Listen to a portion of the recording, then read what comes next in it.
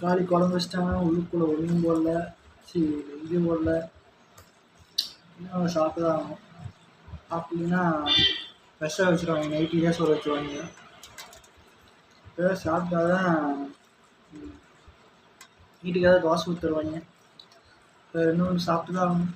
சரி, ஒரு 5000 ஃபண்டு போட்டா வச்சு இட்லி போட்டா வச்சு ஏதோ புரோட்டா வாங்கி சாப்பிடலான்னு பார்த்தேன். அந்த பொருளால் அதுக்கு வழி இல்லை, ஏதாவது சாப்பிட்ணும், வேறு நோ சாய்ஸ். நல்லா தான் இருக்கேன். அடிச்சுக்காக ஒரு கிழங்கு எடுத்துருப்பேன். ஸோ சார் மக்களை லைக் பண்ணுங்கள், சப்ஸ்கிரைப் பண்ணுங்கள் அண்டு ஷேர் பண்ணுங்கள். Thank you, bye bye, C you.